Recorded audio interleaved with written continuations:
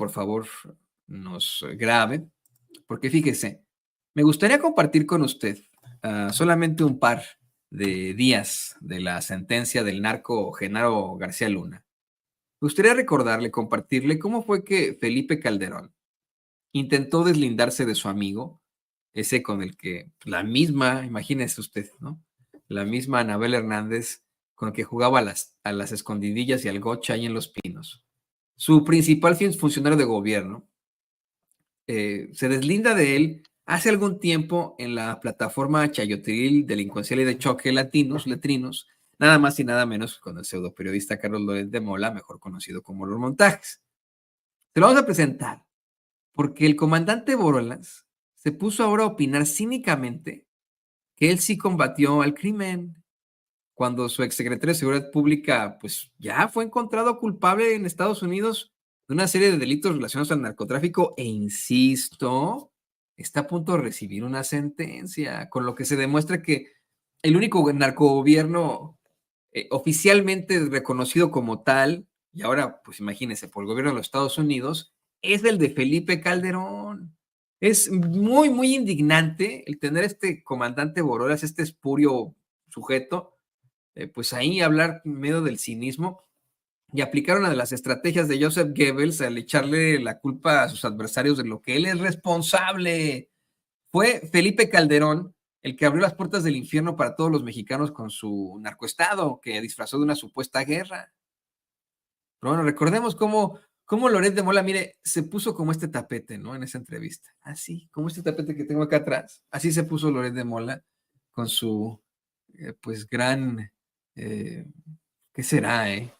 No, no es su amigo, pero pues Loret de Mola fue muy feliz en el sexenio de Vicente Fox y de Felipe Calderón, muy feliz. Fueron los años maravillosos para Carlos Loret de Mola, eh. Acuérdese cómo se puso de tapete.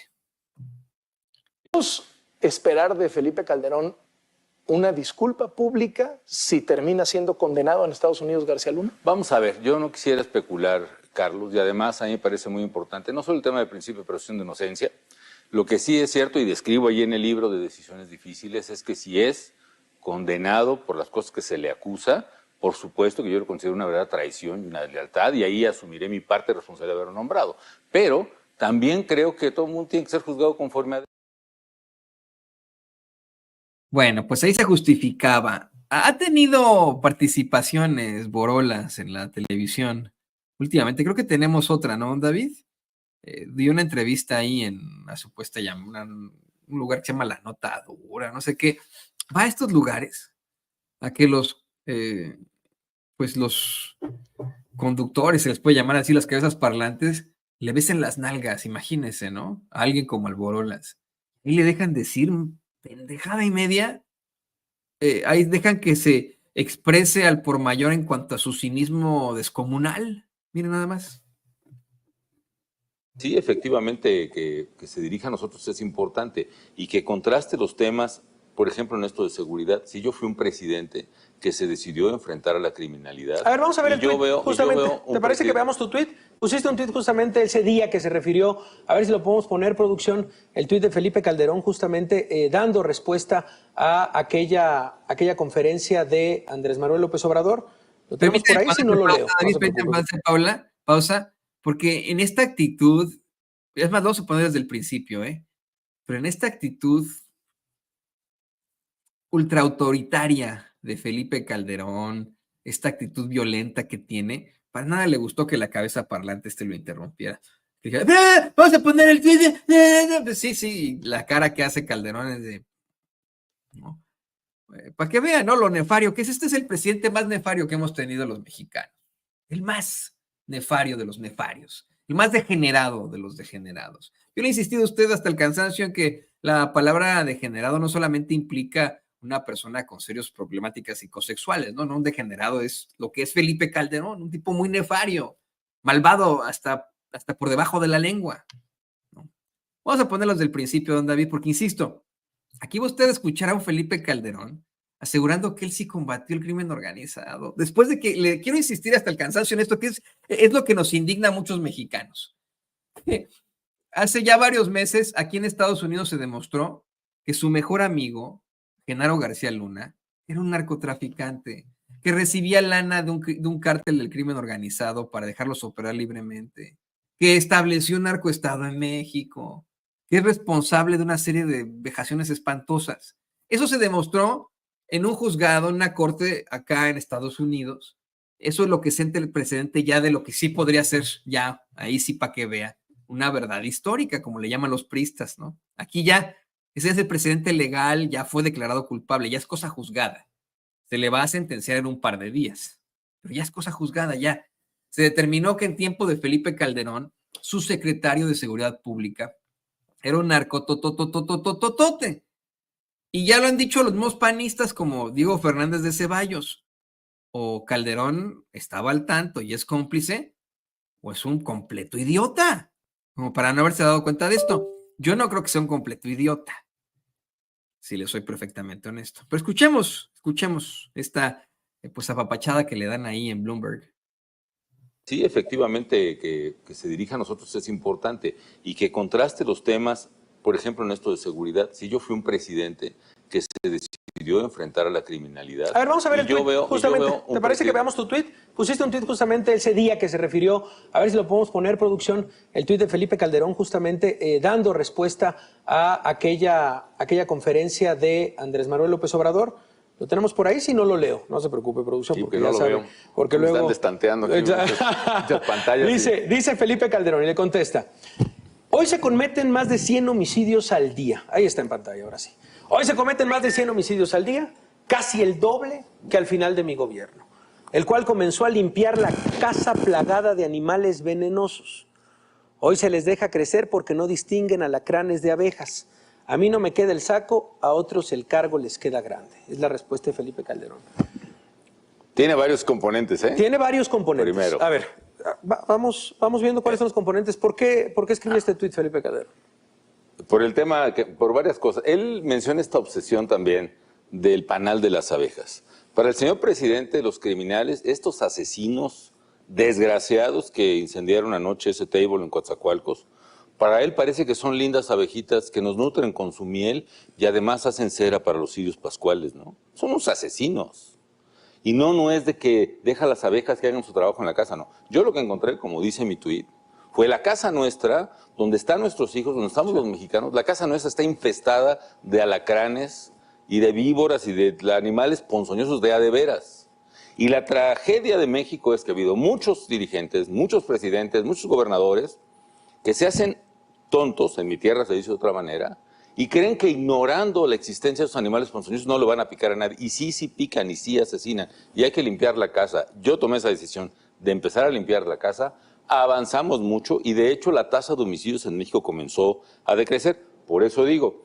De 2011 a 2012. Sí, en el último tercio, efectivamente. Pero a ver, ¿concede Felipe Calderón una estrategia errónea? La verdad es que la estrategia medular, con errores que haya tenido, la estrategia... Que sí tuvo errores. Sí tuvo, pero la estrategia en general, combatir a la delincuencia, no tolerarla, no considerar que son buenas personas porque no lo son, no hacerse tonto frente a ellos, sino combatirla. Reconstruir instituciones de seguridad y justicia confiables y eficaces, la Policía Federal, por ejemplo, y reconstruir el tejido social. Por cierto, la frase de becarios, no sicarios, es una frase mía, porque hicimos el mayor complejo de becas que haya tenido el país hasta entonces. Esa estrategia, esos tres ejes son correctos. Son correctos. Y funcionan. Pero el final fallido. No, te voy a decir que al final acertado. La tasa de homicidios a nivel nacional sí se redujo, 23% de 11 a 12, y con Peña siguió 3 años. Los casos más graves que puedas mencionar, Ciudad Juárez, llegamos, o sea, dices, se redujeron, pero empezaste en 8,000, terminaste en 2011 Ciudad con Juárez, por 27,000. ejemplo, Ciudad Juárez, por ejemplo, tuvo una reducción de 83% en sus homicidios desde su pico.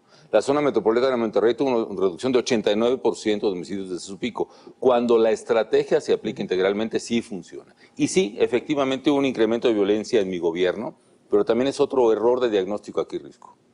Si siguen pensando que la violencia está por una declaración de guerra que dicen que hice, que no existe porque nunca hice una declaración de guerra al narco, como dicen. Bueno, sí hubo un inicio de una estrategia en contra del crimen organizado en el primer mes del gobierno. Muy distinto contra decir, cuando Michoacán, Calderón le declaró la guerra Michoacán. al narco, eso no fue.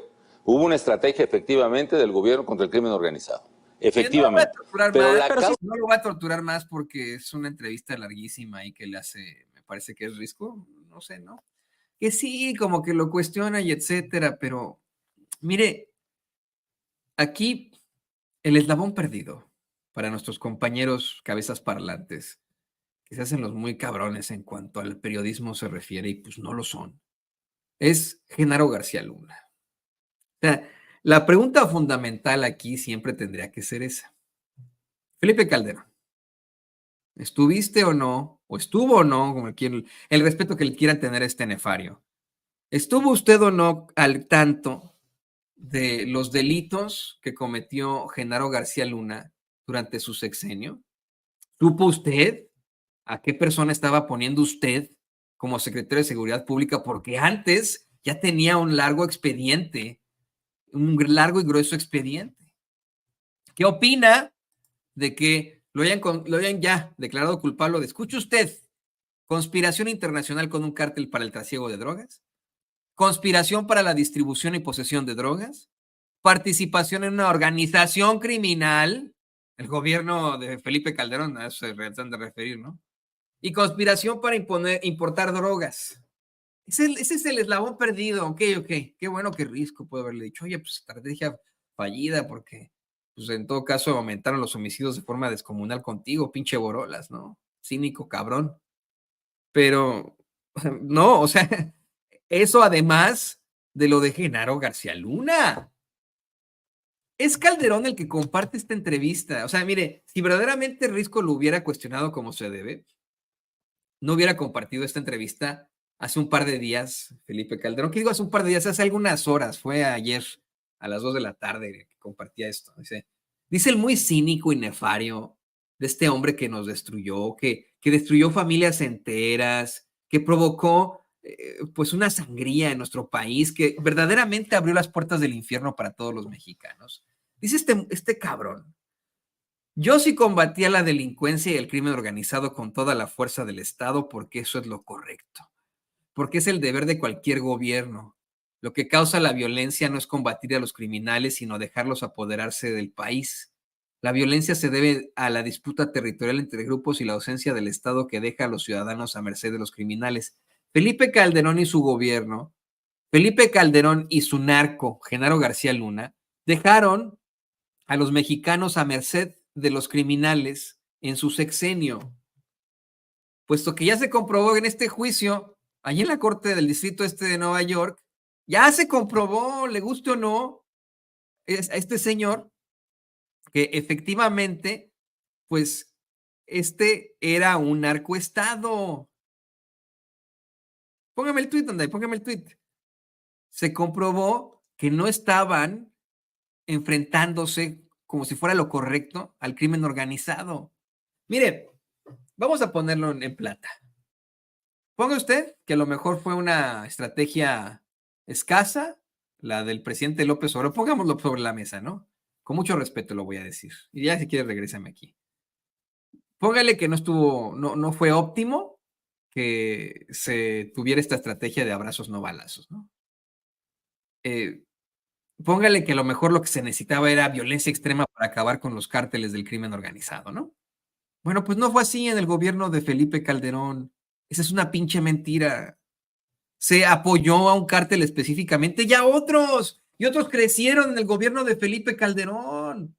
Es una verdadera infamia que nos miente este señor de esta forma.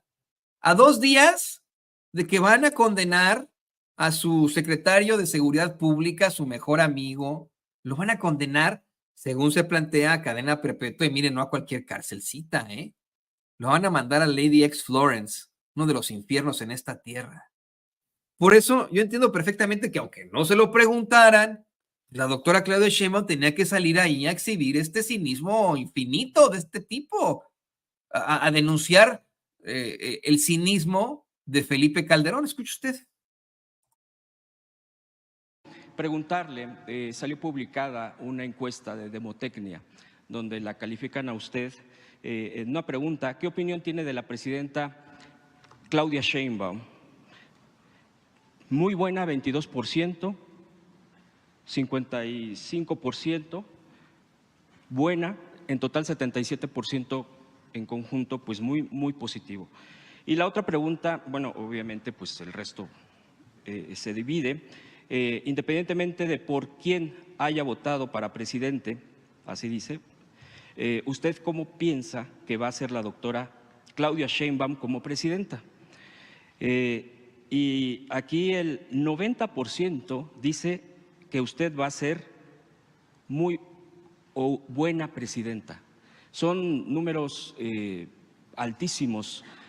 Y mi pregunta sería, en torno a esta encuesta, primero, que si ya la había visto, y segundo, pues qué reflexión le da, porque es digo, así como es muy buen número porque está entrando, muchos dicen que es el bono democrático, etcétera, todo este tipo de análisis estadístico, etcétera. Pero usted, ¿qué reflexiones le da con estos números y con esta altísima expectativa que me parece que lleva incluso a romper por completo ciertas barreras? Es inédito y también da una respuesta contundente pues hasta la misoginia, el tema hacia las mujeres, hacia tener una presidenta. ¿Qué reflexión le da, presidenta? Y le agradezco mucho las respuestas. Pues primero agradecer, me la enseñaron hoy en la mañana, a ver si está por ahí. Me la enseñaron en la mañana, agradecer al pueblo de México por la confianza siempre y decir que no vamos a fallar, que vamos a trabajar hasta lo necesario, triple, cuádruple, para poder cumplir con los compromisos. Segundo, el pueblo de México está contento con la Cuarta Transformación. Eso es algo que nuestros adversarios no han podido entender. Siguen, bueno, Calderón sale con un tuit diciendo que, reivindicando que él sí combatió al narco, cuando dentro de 2 días van a dictarle sentencia a su secretario de Seguridad por colusión con el narco. Bueno, a ver, explíquenme eso. Lo menos pues es cinismo, ¿no? La verdad.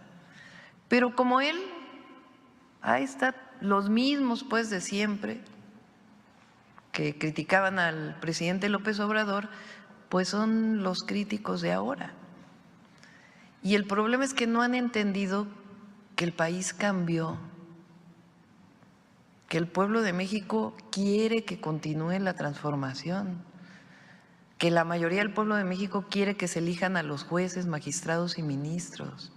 Esa es otra, mire, cualquier cosa que uno plantee en cualquier foro, así estemos hablando de lo de España, lo de Cristóbal Colón, no sé por qué, pero se meten los trolls y los bots a decir, pero la reforma judicial, ¿qué nos va a decir? ¿De dónde, güey? Pues todos los mexicanos queremos que exista esa reforma judicial y qué gusto me da que vamos a poder elegir a nuestros jueces para evitar que pues sigan ocurriendo estas estructuras nefarias que nos dejó un personaje como Felipe Calderón.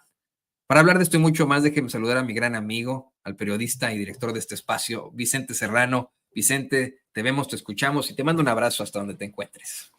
¿Cómo estás, mi querido Toño? Espero que me escuches bien, me veas correctamente y saludo a las miles de personas que están aquí para que hablemos como los chayoteros. No se atreven, no les interesa, no les conviene porque no van a morder la mano que les da de tragar. Desde aquí nuestro compromiso de hacerle contrapeso en la medida de nuestras posibilidades